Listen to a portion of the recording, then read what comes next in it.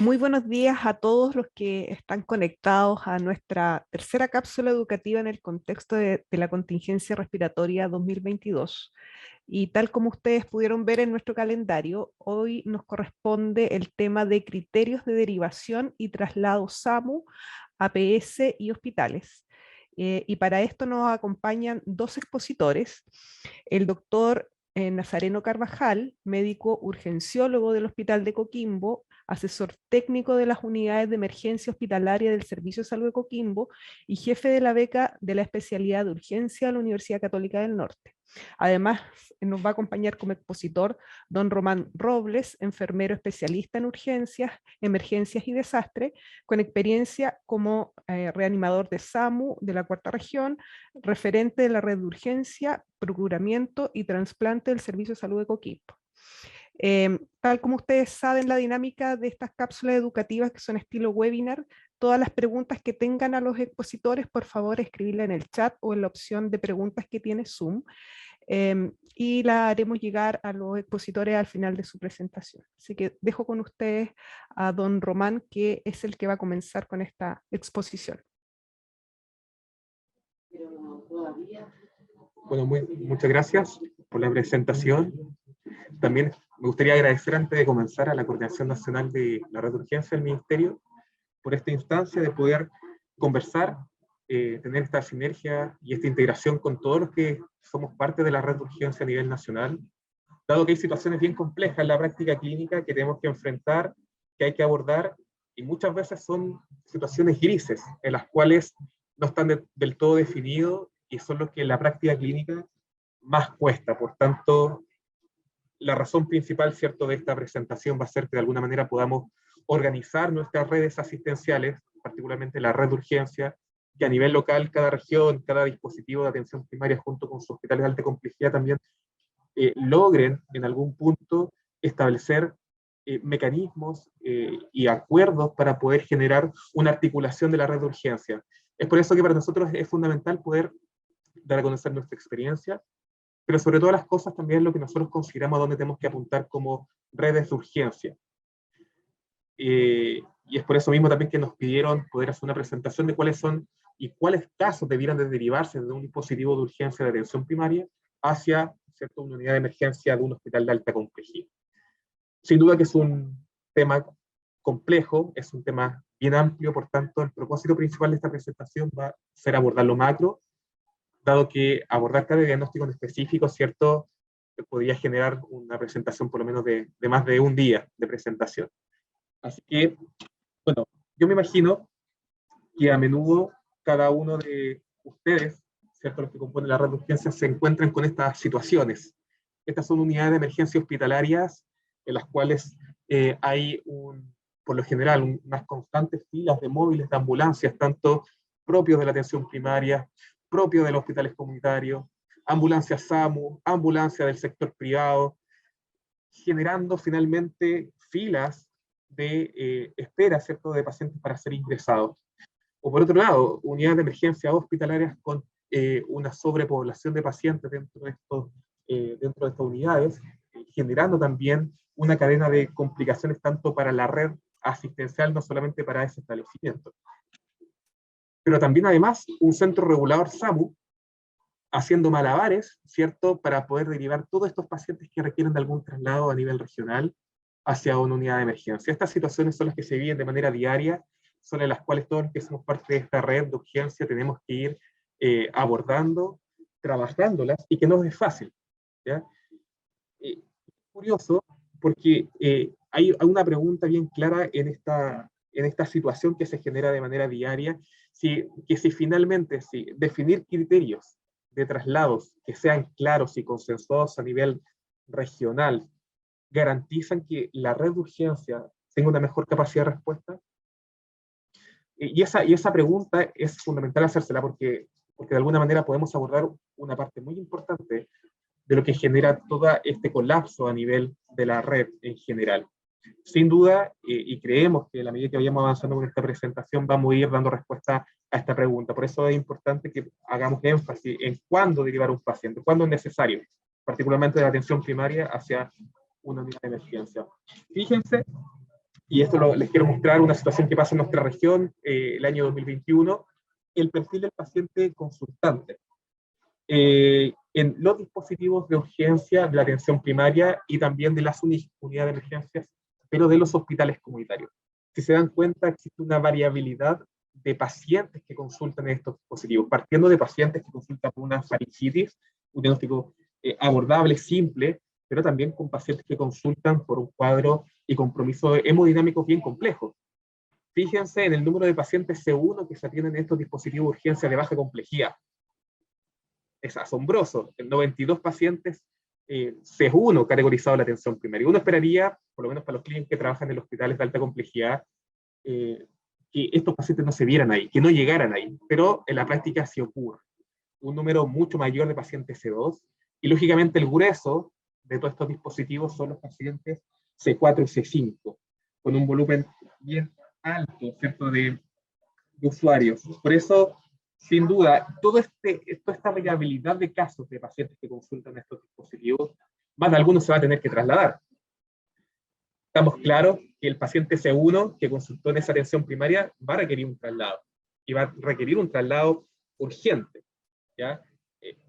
Posiblemente y altamente probable que el paciente C2 también se traslade, posiblemente el paciente C3, y ese C3, ese es donde en la práctica nos genera mucho dolor de cabeza, porque es ahí es donde existen los cuestionamientos si se traslada o no el paciente. El paciente C4 y C5, por lo general, tiende a manejarse en estos dispositivos y no debiera requerir un traslado del paciente a una unidad de emergencia, a no ser que sucedan ciertas circunstancias y factores que vamos a ver más adelante. Un dato también importante que les queremos mostrar es cuántos traslados se realizaron, hablando precisamente de este tema, los criterios de derivación. En nuestra región del año pasado se realizaron 742 traslados críticos realizados por SAMU exclusivamente. Pero fíjense que se hicieron 10.000 traslados de pacientes no críticos, 3.000 de ellos desde los dispositivos de urgencia y la atención primaria. Vale decir, 27 traslados de manera diaria.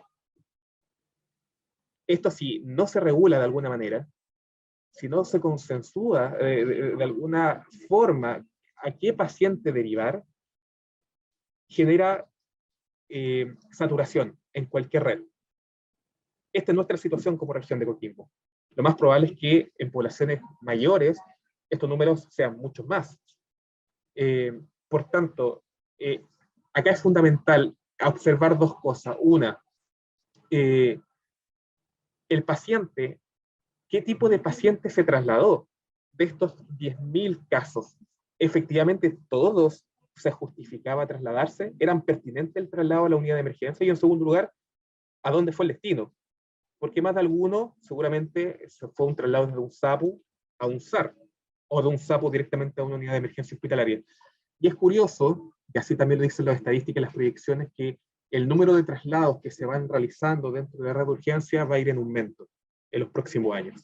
En la medida que nosotros, como funcionarios dentro de esta red, de alguna manera no abordemos y regulemos cuándo realizar traslados eficientes y que sean realmente necesarios, este número va a aumentar considerablemente.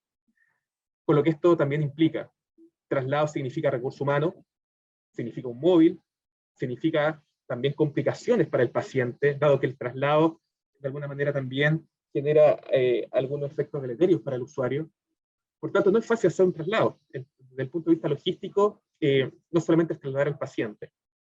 Estamos hablando de que dejamos desprovisto un dispositivo de urgencia de atención primaria por ciertas horas, porque ese mismo personal se tiene que subir al móvil y trasladar al usuario, entre otras cosas más. Por tanto, cuando uno piensa en trasladar a un paciente, cuando el médico define traslado, tiene que tener en consideración todas estas situaciones: paciente, recursos humanos, equipamiento, móvil, horas de espera fuera de la urgencia, entre otras más, ¿cierto? Acá entramos un poquito al por qué, ¿cierto?, es necesario definir estos criterios. Dense cuenta que del 100% de consultas dentro del dispositivo de urgencia de la atención primaria, de nuestra región al menos, el 3% requirió traslado a una unidad de emergencia hospitalaria. Es un número considerable considerando la media nacional del porcentaje de traslados que se realizan desde los dispositivos de urgencia de atención primaria hacia los hospitales.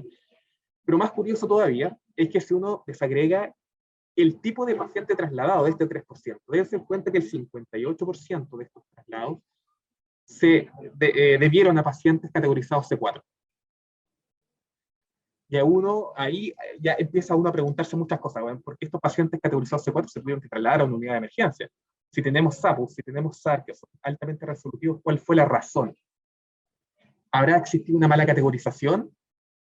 ¿Habrá existido una buena categorización, pero ese dispositivo de urgencia de atención primaria se vio limitado a entregar las prestaciones y se requirió traslado? Un dato aún peor, es menor, ¿cierto? Pero es de un 3%, pacientes C5 que requirieron traslado a una unidad de emergencia. Y estos análisis, ¿cierto?, que uno puede realizar dan cuenta de cuán definidos están los criterios. Si estamos abordando eficientemente cuándo realizar un traslado y cuándo no. Como les comentaba en un comienzo, uno esperaría que esta área gris del paciente categorizado C3 sea el que se pudiera derivar más comúnmente, sobre todo también el C2 y el C1. Sin embargo, hay perfiles del paciente que hay que ver qué es lo que está pasando. Con todo esto, todas estas situaciones hacen a que uno, frente a esta pregunta que nos hicimos al principio, si tener criterio de traslados claros y consensuados garantizan una red de urgencia con mejor capacidad, claramente la respuesta es sí, en la medida que nosotros trabajemos en aquello. En la medida que, junto con todos los dispositivos que componen una red de urgencia, definamos cuándo se traslada un paciente y cuándo no, vamos a hacer más eficiente la atención del usuario de la atención primaria, vamos a hacer más eficiente el recurso de atención prehospitalaria y también mucho más eficiente el input dentro de la unidad de emergencia del hospital de alta complejidad. Por tanto, es fundamental, y acá ya pasamos a responder la pregunta, el tener criterios de traslado. ¿Cuáles son los criterios que tenemos que considerar para poder definir un paciente trasladable o no? Es lo que vamos a detallar a continuación, y también voy a dejar ahí al doctor Carvajal, que nos va a ir comentando respecto a esto.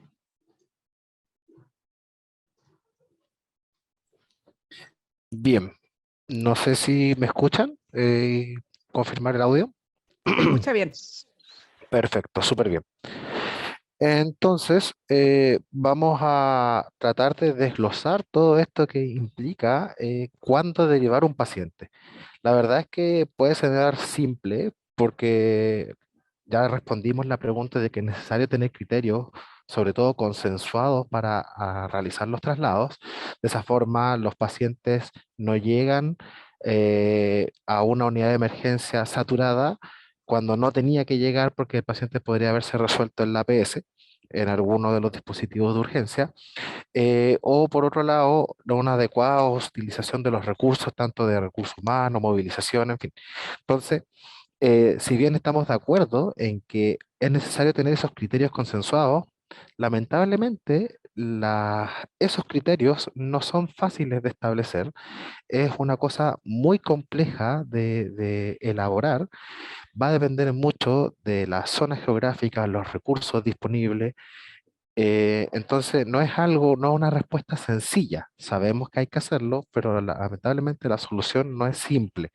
Em, por lo tanto, lo que vamos a hacer ahora es más que nada una eh, clasificación tal vez conceptual de por qué un paciente debe ser trasladado, y esta clasificación conceptual esperamos que pueda servir para los distintos lugares de Chile en los cuales se puedan establecer ciertas directrices asociadas a la realidad local de cada lugar para poder permitir establecer algunos flujos en virtud de algunas problemáticas principales, lo que por ejemplo para nosotros puede ser una problemática acá en la región de Coquimbo, el traslado de cierto tipo de patología, en otros lugares puede que esté súper resuelto, ¿ya? Entonces, pero creemos que esta conceptualización de los motivos de traslado puede ayudar a las localidades a tomar mejores decisiones y consensuarlas, sobre todo, que eso probablemente es lo más importante.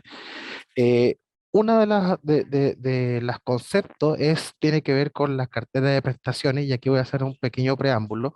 Cuando uno analiza estos dos documentos que están en la pantalla, las orientaciones técnicas, tanto de los SAR y de los SAPU, la verdad es que uno queda bastante sorprendido. Uno cuando analiza estos documentos, uno dice, chuta, ¿por qué me están llegando los pacientes pese a que están estos dos manuales o estos dos documentos? Eh, Establece bien qué pacientes, o sea, si bien no establece así explícitamente qué pacientes tienen que ser derivados y no, pero cuando uno logra interpretar el espíritu de estos documentos y logra ver el detalle de, por ejemplo, los medicamentos que se tienen que manejar, uno dice, chuta, pareciera que pueden hacer muchas más cosas de las que actualmente están haciendo, ¿ya? Para identificar un poquito lo que es del SAR. Ahí, si me pasan la siguiente diapositiva, va a avanzar ahí la diapo. Claro, por ejemplo, el SAR ya habla de tener radiografía simple, y eso abre un abanico de un montón de cosas para los pacientes, por ejemplo, traumatológicos. E incluso el tema de telemedicina, o sea, ya no es necesario mandar al paciente para tomarse una radiografía desde estos dispositivos, o la disponibilidad de algunos exámenes por POC. Entonces, uno dice, chuta, hay hartas cosas que se pueden hacer acá, y el equipo clínico puede tomar mejores decisiones, y por lo tanto se interpreta eso de que eventualmente podrían hacer mejores derivaciones en el sentido de bajar su cantidad de derivaciones no pertinentes. ¿Ok? La siguiente, por favor, Román. ¿Ya? Entonces, uno de los motivos efectivamente por los cuales un paciente requiere ser derivado es porque no se cuenta con la cartera de prestaciones que el paciente necesita, ¿ya? Y esto tiene mucho de criterio clínico del médico que esté en ese lugar, porque, por ejemplo, obviamente ninguno de estos dos dispositivos ofrece la cartera o la prestación de hospitalización, y si un paciente requiere ser hospitalizado, obviamente va a tener que ser trasladado, ¿ok? Eh, la pregunta tal vez más de fondo es, ¿qué paciente requiere hospitalización? Y ese es un llamado a la formación continua, a estar correctamente capacitados en las unidades de emergencia. Yo sé que hay muchos colegas que llevan mucho tiempo trabajando en estos dispositivos, y siempre es bueno mantenerse al día y actualizado, ¿ya? La forma de presentar los pacientes también es súper importante. No es lo mismo presentar un paciente que tiene 70 años, está con tos, con dificultad respiratoria, eh, y lo quiero mandar. Está bien, pero ¿cuál es el motivo del traslado? ¿Qué necesita ese paciente? ¿Requiere que lo hospitalice? ¿Requiere que le haga algún estudio? ¿Lo está mandando porque requiere algún antibiótico? En el fondo, la comunicación de ese médico que está viendo a ese paciente debe ser lo más completa posible, y debe indicar el motivo del traslado. El motivo del traslado no puede ser porque creo que tiene una neumonía. El motivo del traslado que yo espero de un colega de APS es que me diga, tengo un paciente de 80 y tantos años que yo creo que esté con una neumonía, lo sospecho, por lo tanto requiere un examen de laboratorio, un examen radiológico que eventualmente me lo confirme. Y eso es una comunicación mucho más clara. Ahora, si uno se va a la literatura, se da cuenta de que hay pacientes que pueden requerir la radiografía de forma urgente y probablemente sí requieren el traslado, y otros la van a requerir de manera ambulatoria, y para eso hay criterios y scores de riesgo, ¿ya? Volviendo a lo mismo, idealmente lo que uno espera en ese mismo caso es que el colega me diga por qué requiere la radiografía urgente, porque está con requerimientos de oxígeno, y aparte de eso me indica que el paciente requiere estar hospitalizado. Si el colega no me dice eso, entonces yo lo que dice, ¿por qué requiere traslado? ¿Por qué no le pides una radiografía ambulatoria? Entonces, el tema comunicacional es esencial acá, y de ahí el tema de empezar a consensuar los traslados.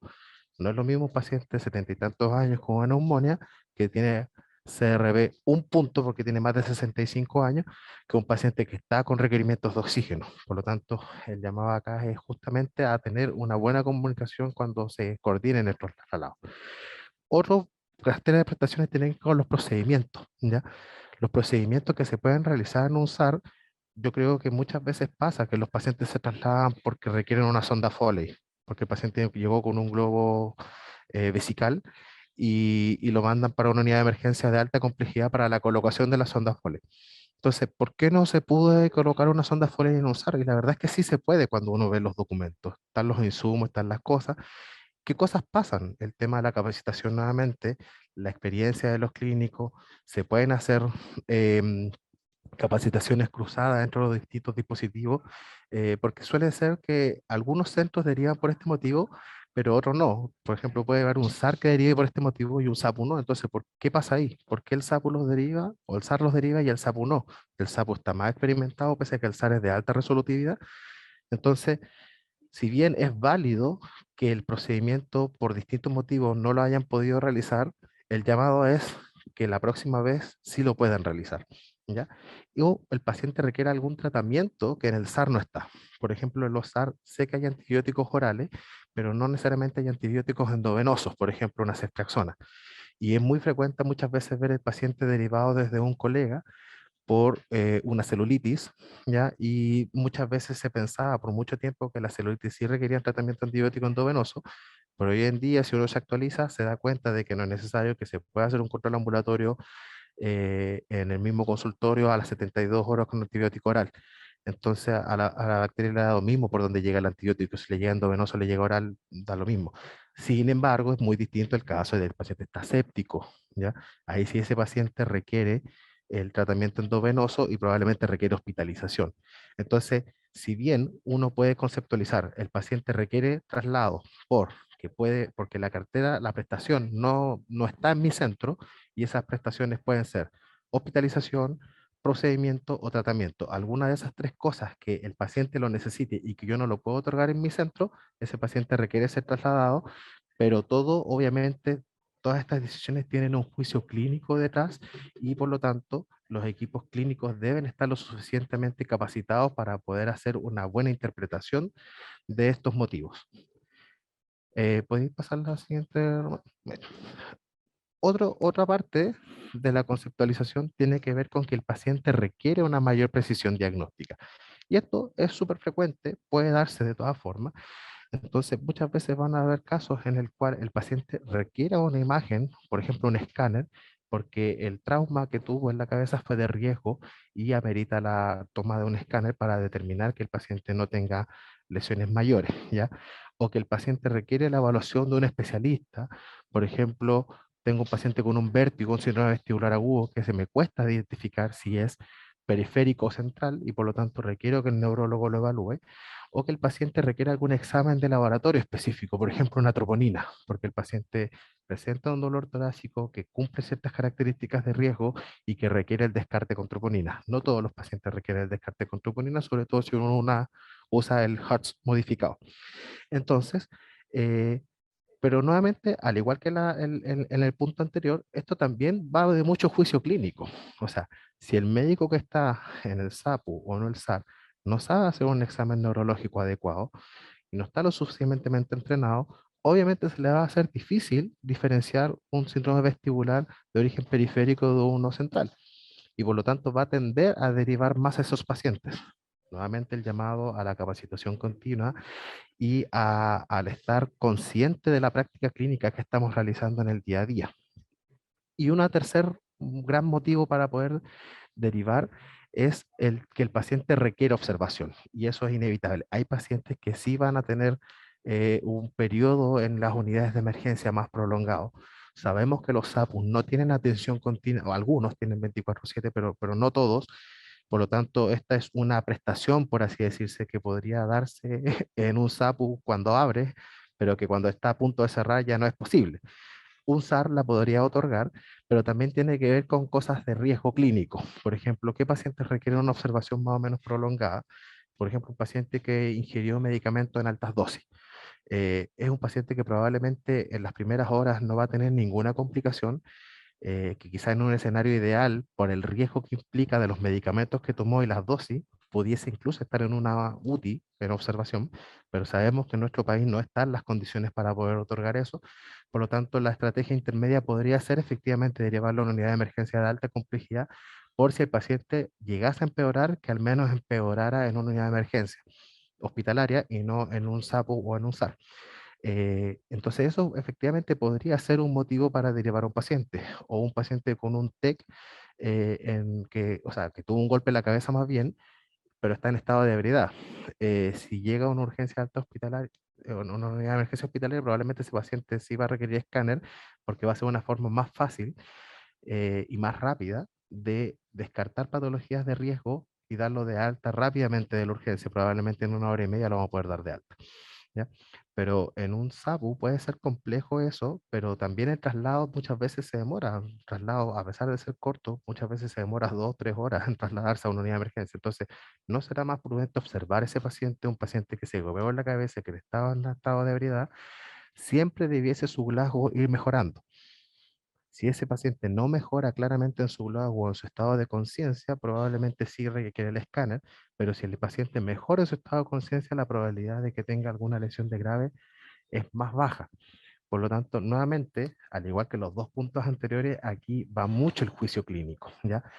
Hay cosas de temor, hay cosas de temor al riesgo médico legal, pero también es nuestro deber como clínicos establecer eh, o sea, tener consideración también de los recursos que tenemos, porque cada recurso que usamos se lo estamos quitando a otro paciente que podría estarlo usando de manera más eficiente.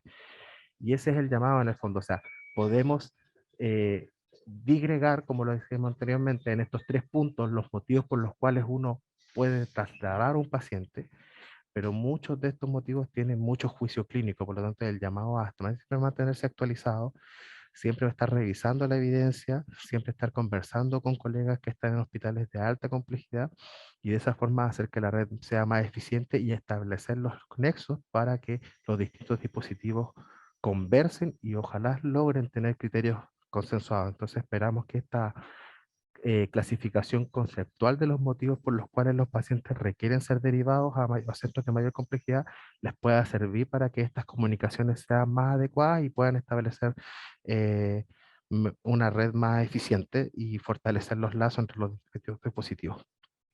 Eso, Orban. Gracias, doctor Carvajal. Bueno, tal como se mencionó, dentro de cómo definir cuándo derivar un paciente, ¿no? Es fundamental que cada uno, sobre todo los que están presentes y están trabajando en la atención primaria, en un SAPU, en un SAR, en un SUR, tengan bien claro qué es lo que pueden y hasta dónde pueden llegar su quehacer clínico. De tal manera que en la medida que ustedes se vean imposibilitados de dar una prestación que está enmarcada dentro de su quehacer, ese paciente sin duda se va a tener que trasladar. Y si en la medida que ustedes desconozcan cuáles son las orientaciones técnicas de un funcionamiento de un SAR y trabajan en el SAR, sin duda que van a tender o va a existir mayor la posibilidad de que generen traslados no pertinentes. Cuando uno estudia, ¿cierto?, de la pertinencia de traslado de pacientes desde un dispositivo de urgencia de atención primaria a un hospital, la no pertinencia es alta y la razón principal es por criterios clínicos no acordes, ¿cierto?, a la cartera de prestación. Hay muchos traslados que podrían haber sido resueltos dentro de ese mismo dispositivo de urgencia de la atención primaria, y también se da un factor de temor. Hay cosas que se han pesquisado, ¿cierto?, que muchas veces por inseguridad de qué hacer con el paciente se tiende a derivarlo, de tal manera de que se dé una resolución en el otro establecimiento. Sin embargo, en la medida, tal cual como se planteó, que ustedes conozcan sus carteras, consensúen, ¿cierto?, los criterios de derivación, va a entregar seguridad al clínico para la toma de decisiones, tanto en el SAPU como en el SAR. Por eso, el llamado y la invitación es a eso, a que generen redes dentro de sus regiones, de tal manera de que puedan ir evaluando todos estos temas. A nosotros no hace mucho sentido que se le dé de alguna manera la importancia a estos criterios de derivación, porque tal como se mencionó, es una variable importante para el buen funcionamiento y sano funcionamiento de toda red de urgencia. Uno esperaría que el traslado de los pacientes sea de la siguiente manera, o siga un flujo como el que se presenta acá. Si el paciente se encuentra en un servicio de urgencia rural, puede hacer una derivación directa a un SAPU, a un SAR o a una unidad de emergencia hospitalaria, dependiendo de la situación del usuario. Si es un paciente crítico, lógicamente no tiene sentido que vaya a un SAR, tiene que ir directamente a una unidad de emergencia hospitalaria. No hace sentido, y debiera ser también así, que un paciente que consulta un SAPU y requiere una mayor resolución, se traslade en primera instancia a un SAR. Sin embargo, también es beneficioso, dependiendo del caso, que se pueda trasladar directamente a una urgencia. y el paciente que consulta un SAR que pueda, ¿cierto?, ser trasladado a una unidad de emergencia hospitalaria si requiere mayor resolución. Lo que no debiera de pasar sería lo siguiente, que un paciente consulte en un SUR, que ese técnico de enfermería a nivel superior o el médico presencial o el de llamado que está en ese SUR defina que no pueden por su cartera darle la prestación y lo derivan a un SAPU. Que ese paciente llegue al SAPU, que ese médico del SAPU diga, bueno, yo tampoco lo puedo abordar, lo derivo al SAR, y ese médico del SAR toma al paciente y diga, ¿sabes qué? Este paciente es para la urgencia, lo sé que lo derivo a la urgencia. Este flujo, ¿cierto? O un flujo de un paciente que está en un SUR, no de riesgo, ¿cierto? Y que se derive directamente a una unidad de emergencia hospitalaria, nos hablan de flujos que no debieran de ser. No son flujos donde uno optimiza la red de urgencia, no son flujos que vienen en beneficio del usuario. Recuerden siempre y tengan presente esto, todo traslado que se realiza de un paciente genera complicaciones en el usuario y es riesgoso para el personal clínico como para el paciente. Por tanto, tenemos que de alguna manera hacer el traslado que realmente sea justificado desde el punto de vista clínico, pero que el destino sea también el destino final del paciente. Y acá hay un desafío. Sobre todas las cosas, medir cómo están sus traslados. Seguramente hay muchos que trabajan en los dispositivos de la atención primaria, y a nivel nacional existen distintas herramientas digitales de gestión dentro de estos dispositivos de urgencia, que en nuestra región al menos en su mayoría es el AVIS. Y ahí es fácil poder extraer base de datos para evaluar todos los pacientes que fueron trasladados en un periodo de tiempo, cuál fue el diagnóstico, cuál fue el destino, y en base a eso ir analizando, ¿cierto?, la información. Es fundamental que ustedes analicen el destino del paciente, la pertinencia diagnóstica. Esto es un trabajo que no se hace comúnmente en los lugares. Que las unidades de emergencia retroalimenten a la atención primaria respecto a la pertinencia de ese paciente o no. Muchas veces nos quedamos, ¿cierto?, en que el paciente fue mal derivado, o las observaciones las genera el hospital hacia otras entidades y no la atención primaria. Finalmente, el clínico de la atención primaria nunca recibe una retroalimentación si esa derivación correspondía o no, o una educación posterior, para que para la próxima vez no se derive si es que no es necesario. Por tanto, un desafío que tenemos todos es a medir esto. ¿Cuántos traslados se realizan? ¿A dónde? Y si realmente son pertinentes o no. Eso nos va a garantizar muchos recursos ahorrados, financieros, humanos, y de muchos ámbitos dentro de la red de urgencia. Por otro lado, un desafío importante es poder también trabajar respecto a los arsenales farmacológicos de cada dispositivo de urgencia de la atención primaria. Como bien comentaba el doctor Carvajal, el Ministerio ha hecho un trabajo importante y bueno dentro de estas orientaciones técnicas para los SAPU y para los SAR, donde dan cuenta de todos los medicamentos que debiera contar cada uno de estos dispositivos para entregar una atención en base a la cartera de estos SAPU y SAR. Sin embargo, también deja la opción, estas orientaciones, de que cada región, evaluando su situación local, evaluando hasta dónde puede llegar cada dispositivo en su complejidad, tome las decisiones respecto a qué medicamentos debieran estar en cada SAPU y en cada SAR, de tal manera de entregar una atención que corresponda. Esta es una experiencia a nivel local. A nosotros nos pasaba mucho que en algunos SAPU, en algunos SAR, no contábamos con medicamentos de alguna manera aliviaran el dolor del paciente. Por tanto, muchas derivaciones que se hacían hacia las unidades de emergencia era para tener y dar un tratamiento para alivio del dolor, no basado en pacientes que estén en cuidados paliativos, sino hablando un poco más sencillamente de ketorolaco. No contamos con ketorolaco endovenoso, a pesar de que las orientaciones ministeriales dicen que deben de contar. Pero, y acá viene la importancia del análisis, de tomar las orientaciones técnicas, de analizar las realidades locales y ver cuáles son las necesidades, para evitar traslados que no se justifican solamente porque no se tiene, en este caso, medicamento que sí debiera de contar la atención primaria. Por otro lado, una de las cosas que a nosotros no hacía mucho sentido, y era una necesidad, donde si bien es cierto, cuando llega un paciente crítico, como lo vimos en las primeras presentaciones, teníamos un alto número de pacientes críticos que llegan a la ABS, necesitábamos medicamentos para entregar una estabilización al usuario. La atención primaria tiene que tener la responsabilidad de estabilizar en primer momento al paciente y generar un traslado seguro hacia una unidad de emergencia lo más rápidamente posible. Lo que no puede pasar es que ese paciente, ese SAP o ese SAR se quede con ese paciente crítico, ¿cierto? Pero entendemos que sí, lo que puede hacer este SAP o este SAR es manejar vías aéreas avanzadas, ¿cierto? Manejar la hemodinamia del paciente a la espera de la llegada del móvil SAMU para el traslado. Por eso, al evaluar, ¿cierto?, nuestra situación local, nos dábamos cuenta que también estamos muy desprovistos de medicamentos y drogas vasoactivas para poder estabilizar al paciente. Como por ejemplo, era tanta la situación que no teníamos quizás una batería de opciones, ¿cierto?, para poder sedar al paciente, para bloquear al paciente para manejo de vía aérea avanzada, o incluso para poder aumentar la presión arterial en el caso de la norepinefrina. Son medicamentos, ¿cierto?, que si bien es cierto no se mencionan en la orientación técnica, pero es que en la realidad local uno podría evaluar, ¿cierto?, para dar la prestación que necesita en ese momento. Algo también mencionaba el doctor Carvajal, antibiótico endovenoso. Hay distintos estudios que mencionan la importancia, ¿cierto?, de partir rápidamente con terapia antibiótica del paciente que consulta con una sepsis en la atención primaria, dentro de la primera hora. Por tanto, son pasos que uno tiene que empezar a evaluar localmente cómo está cada SAP o cómo cada SAR con esto para evitar traslados que no se justifican solamente por un tema de fármaco.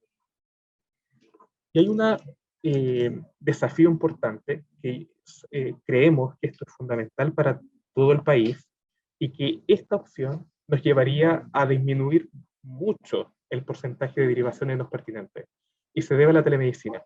Actualmente la telemedicina ha tomado mucha importancia producto de la pandemia, y por otro lado, ¿cierto?, ha mostrado la eficacia de una buena estrategia en la medida que se aplique de la manera correcta.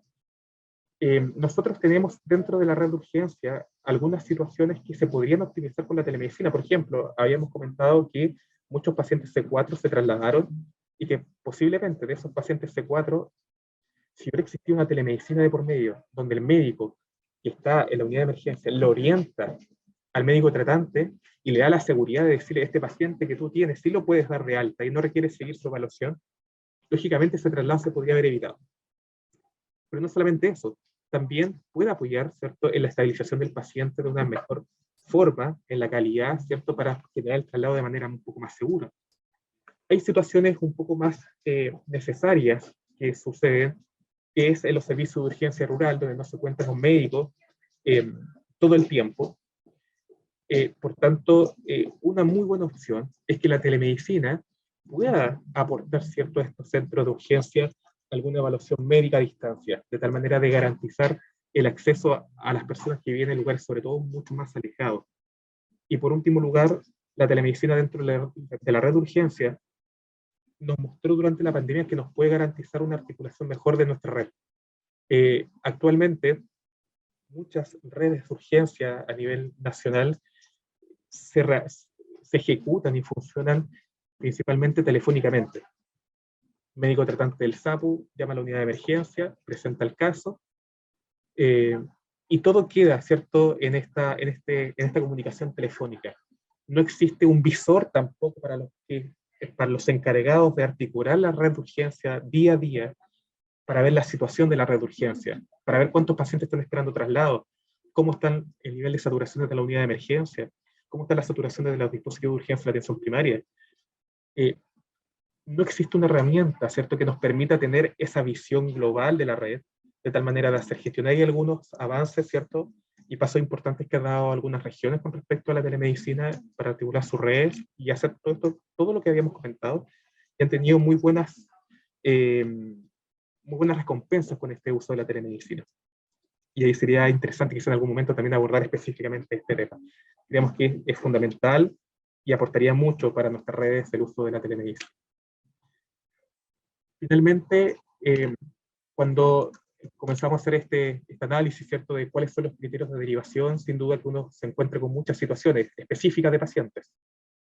Pero lo que debiera de mandatar lo que creemos, los pasos que debemos seguir son estos elementos más conceptuales, más generales, que cada funcionario debiera de preguntarse cada vez que defina trasladar a un paciente. ¿Puedo por cartera manejar este paciente? Bueno, si no, lo derivo. Requiero, ¿cierto?, una apreciación diagnóstica mayor que yo no pueda dar en mi dispositivo de urgencia de atención primaria. Si es así, lo derivo. Y si el paciente requiere de mayor tiempo de observación de las horas de funcionamiento de mi dispositivo, también lo derivo. Vemos que en la medida que se trabaja con cada uno de estos puntos de manera más específica a nivel local, se puede generar criterios mucho más consensuados de derivación. Agradecemos la presentación de nuestros dos expositores. Antes de pasar a las preguntas, les recordamos a todos los participantes que estas cápsulas están siendo grabadas por Hospital Digital y serán subidas al canal de YouTube que tiene Hospital Digital. Hemos recibido varias preguntas y vamos a comenzar con la primera. ¿Cómo lo podemos hacer ante la problemática de traslado desde los SARS a la unidad de emergencia hospitalaria? Porque SAMU solicita presentar al paciente al hospital antes de despachar el móvil.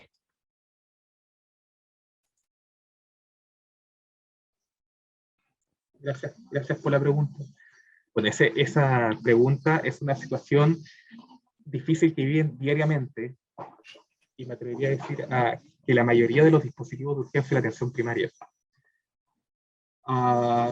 Y cuando uno analiza, ¿cierto?, el proceso de derivación del paciente, uno se da cuenta que lo mejor es que el médico tratante del SAPU, por ejemplo, presente el caso al médico de la unidad de emergencia, de tal manera de ser un poco más específica la anamnesis, la entrega de la información. Sin embargo, esa situación se encuentra con distintos bemoles. Por ejemplo, la contactabilidad. Cuando el médico tratante del SAPU llama a la unidad de emergencia, no siempre va a tener buena respuesta de que le contesten el llamado. Llamaron a la estación de enfermería, justamente están todos los funcionarios en otras labores con pacientes, ¿cierto? Y tienen que llamar por segunda vez, por tercera vez, por cuarta vez. Y cuando le contestan, justamente el médico está en otras cosas. Ya partiendo por la contactabilidad difícil.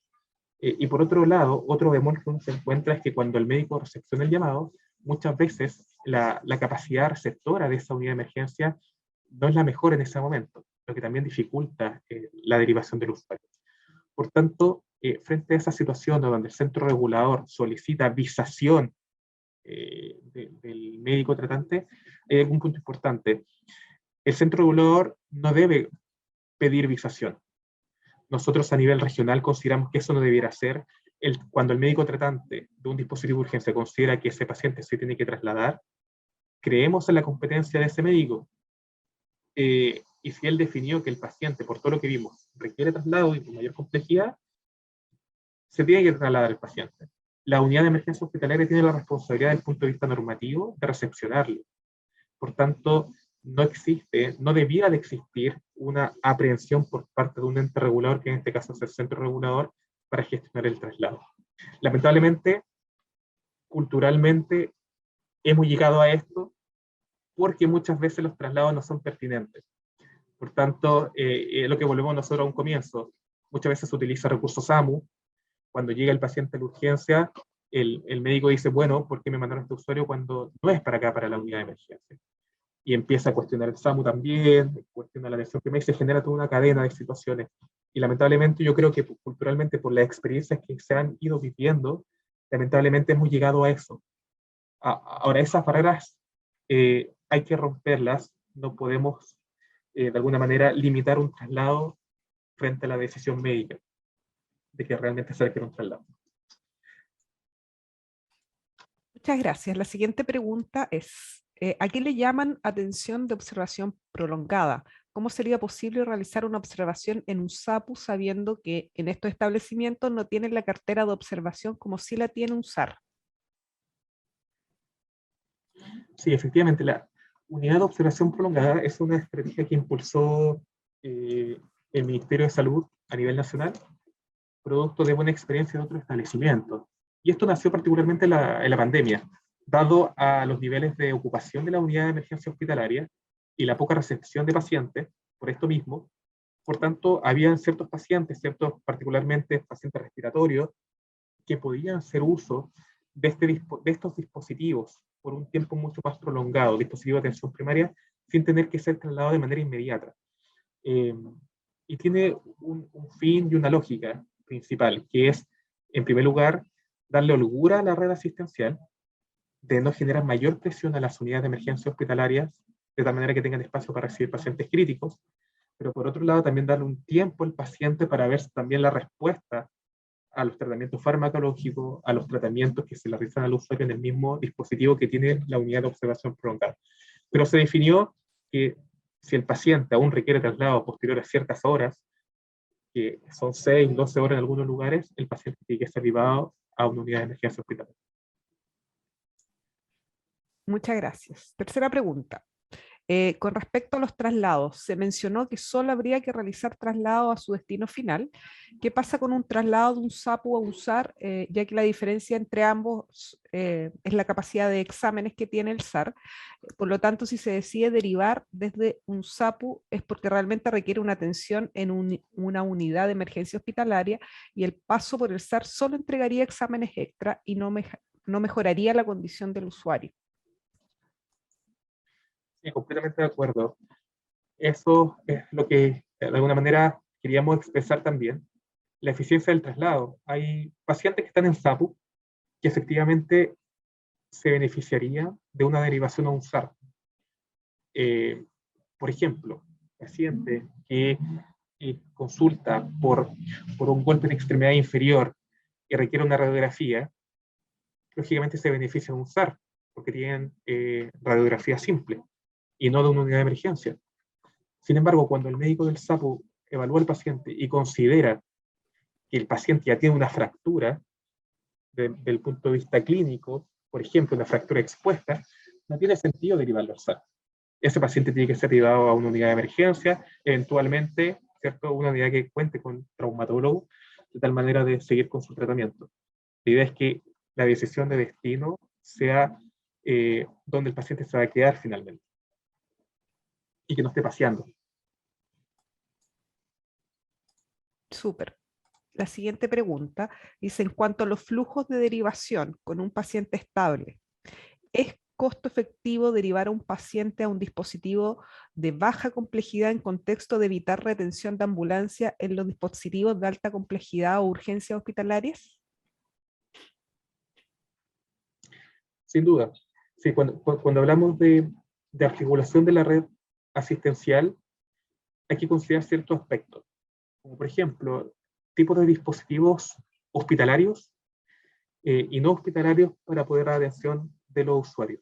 Y por otro lado, las carteras de prestación. Si yo tengo un paciente en un SAPU o en un SAR que se definió que tiene una neumonía, pero el paciente está requiriente de oxígeno, 2 litros por naricera, es un paciente de bajo riesgo, ¿requiere hospitalización? Sí. ¿Requiere una cama media o una cama crítica? No, lo más probable es que requiera una cama básica. Por tanto, hay distintas opciones. Está derivaciones, que esto se dio también por pandemia, derivación desde un dispositivo de urgencia de atención primaria directamente a hospitalización domiciliaria, de tal manera que ese paciente siga con ese flujo, o en su defecto, si vemos las unidades, los hospitales de alta complejidad completamente saturados, es muy viable y es bueno también que ese paciente se pueda trasladar a un hospital comunitario, que también cuenta con camas básicas, y también puede entregar estas prestaciones.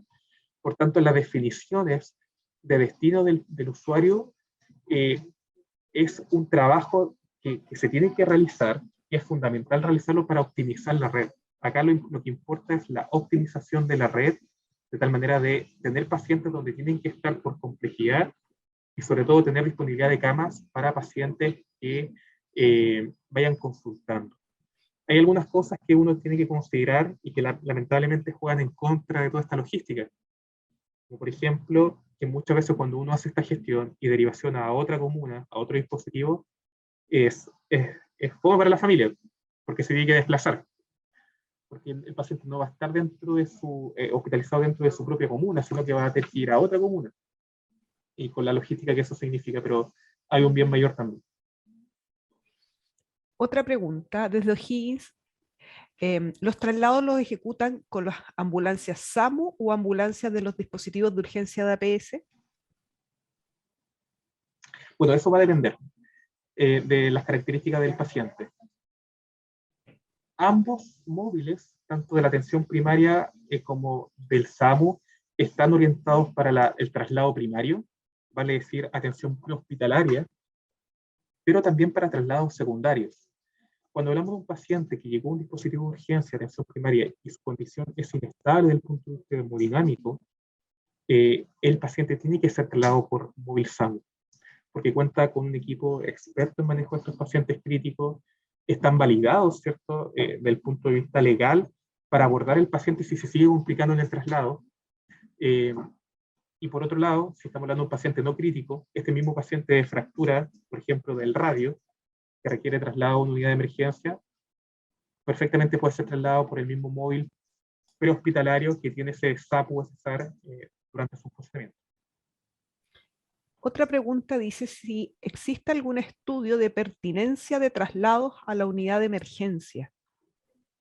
Actualmente en Chile, la literatura que por lo menos pudimos buscar, no existe un estudio completamente difundido y realizado de manera formal. A nivel internacional existe un estudio que se realizó en Francia, pero era retroactivo, pero con un N no muy grande. Por tanto, es poca la evidencia y es poca la literatura que uno podría conseguir respecto a la pertinencia, porque muchas veces en la red de urgencia no estamos acostumbrados a hacer retroalimentación. Y ese es un trabajo y por eso era un desafío que lo colocamos en la presentación. Creo que tenemos que avanzar a eso. Si queremos mejorar estos puntos, es necesario tener una retroalimentación de las unidades de emergencia hospitalaria. Acá hay un participante que mandó varias preguntas en una. Dice, la retroalimentación a APS desde atención terciaria respecto a la pertinencia o no de los traslados, ¿está operacionalizada de alguna manera? Es decir, ¿qué recursos de atención terciaria sería el más óptimo utilizar? ¿Cómo hacer que desde APS esa retroalimentación se sistematice para convertirse en criterio común? ¿Existe un protocolo propuesto o sugerido para que esta acción sea suficiente y dé resultados? Al menos nosotros, como región, estamos trabajando para poder coordinar mejor nuestra red. Creemos que una muy buena opción es la telemedicina. No solamente la telemedicina se tiene que pensar para la presentación de pacientes, sino también para la misma articulación de la red. Por tanto, en la medida que nosotros tengamos un sistema, y hay que apuntar para allá, ¿cierto? Un sistema digital que nos permita sacar un dashboard con los traslados que se realizan de la red dentro de la red, y que de alguna manera el médico de destino, en este caso la unidad de emergencia hospitalaria, pueda por la plataforma dar, ¿cierto?, si es pertinente o no pertinente, haciendo un clic, podríamos nosotros acceder a toda esta información. Acá lo que nos complica muchas veces es que los funcionarios están con mucha carga laboral, no solamente clínica, sino que también administrativa. Por tanto, se han pensado distintas estrategias, colocar planillas, mandar correos, entre otras cosas, pero eso genera mayor carga administrativa a estos mismos funcionarios. Tenemos que llegar a un punto que simplifique esto, que sea fácil, y creemos que digitalizando por telemedicina estas derivaciones podríamos llegar también a esas conclusiones. Yo desconozco si a nivel nacional existe algún protocolo de retroalimentación, pero creo que sería importante que todos pudiéramos avanzar a eso. Acá otro Una participante. cosa que, Sí, adelante. disculpe, tratando de responder lo anterior, es súper importante o sea, claro, se pueden hacer estrategias de retroalimentación caso a caso, ¿ya? En tiempo real, y eso requiere una cantidad de recursos importantes, logísticos, humanos, eventualmente hasta de infraestructura, pero una forma más sencilla de hacerlo, que podría traer otros beneficios, es justamente que se generen redes y reuniones para justamente discutir algunos casos entre los equipos clínicos de un hospital que recibe pacientes y de un SAR que envía pacientes, por ejemplo. ¿Ya? Entonces, hay un micrófono abierto. Ahí sí parece. Entonces, podría perfectamente hacerse esas alianzas entre distintos dispositivos una vez al mes y discutir algunos casos donde se vaya haciendo un seguimiento de algunos casos, donde el hospital lleve algunos casos y probablemente si se avisen con anterioridad pueden interiorizarse de esos casos. ¿Ya? Y ahí hace una discusión, pero es súper importante que esta iniciativa la, es- la lleven los jefes de las unidades de emergencia, tanto de un SAP o de un SAR con lo de la urgencia hospitalaria, pero además tienen que estar presentes los equipos clínicos, porque lo fructífero de eso son las discusiones clínicas y que conozcan ambos las realidades del otro, ¿ya? Entonces, es súper importante avanzar en esa estrategia, porque generalmente muchas de las cosas tienen que ver con comunicación y confianza. Muchas veces la etiquetación de si el traslado es pertinente o no es pertinente, muchas veces también es subjetiva, así. Hay cosas que son así.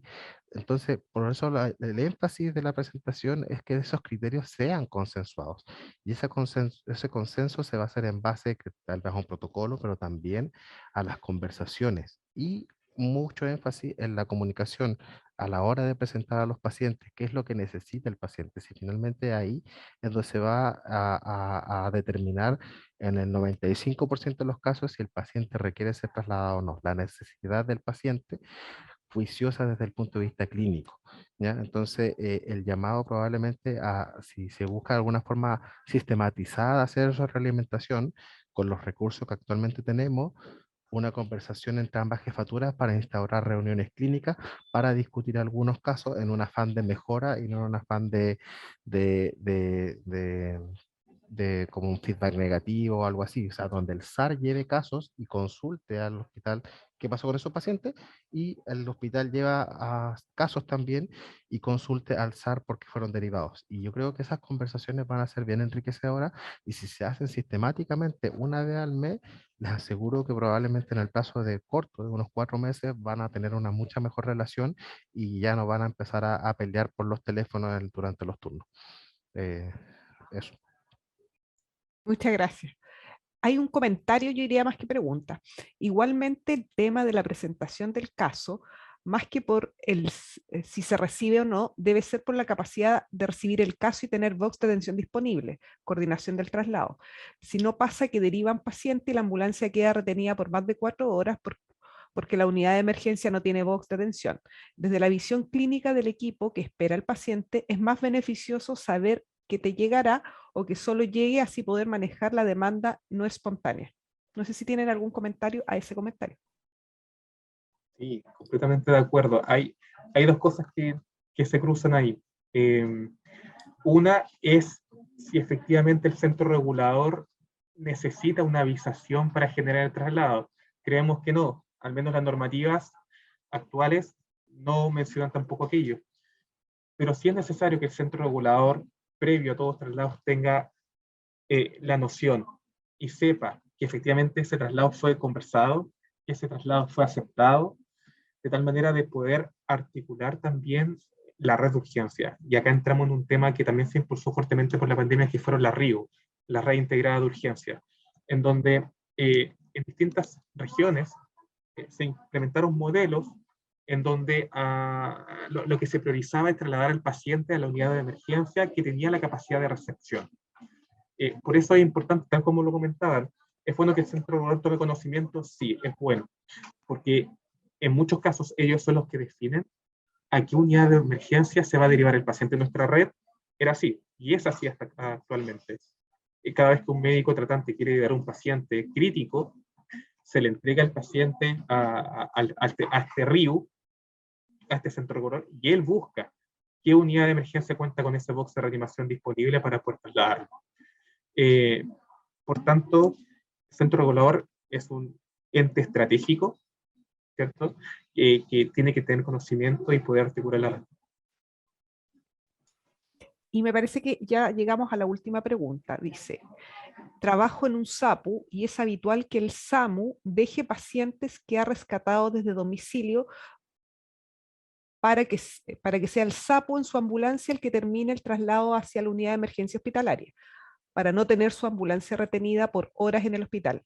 ¿Es esto correcto? Bueno, todo depende de cómo se articule cada red. A nosotros localmente creemos que no es necesario. Sí es efectivamente necesario que las unidades de emergencia puedan dar respuesta a las necesidades de la red de urgencia. Si el paciente, en este caso, efectivamente necesita la unidad de emergencia, el traslado tiene que ser directamente a la unidad de emergencia. No tiene sentido que haga un puente en un SAR o en un SAPO, dado que ahí no va a recibir la atención que necesita, a no ser que la región completa en donde se encuentra no tenga capacidad de recepción en una unidad de emergencia hospitalaria y uno se ve la obligación de hacer un puente para mantener al paciente. Esperamos que esa no sea la situación. Por lo que ya explicamos anteriormente, hacer puentes con pacientes cuando no se justifica es deleterio para el usuario, se gastan recursos, ¿cierto? Y sobrecargan a un servicio más que al otro. En este caso van a tener un SAPU o un SAR con un paciente que no debiera estar ahí. Creo que ya respondimos todas las preguntas que aparecieron, así que no nos queda más que agradecer a nuestros expositores, don Román Robles y el doctor Carvajal, por su clara presentación y todas las preguntas también que fueron respondidas. A todos los participantes los dejamos convocados e invitados a la próxima cápsula educativa, que es el próximo jueves, a esta misma hora y en el mismo link, de coinfecciones respiratorias en el paciente pediátrico en contexto pandémico 2022. Así que les agradecemos su participación. Recuerden que este video queda subido al canal de YouTube de Hospital Digital. Muchas gracias a todos.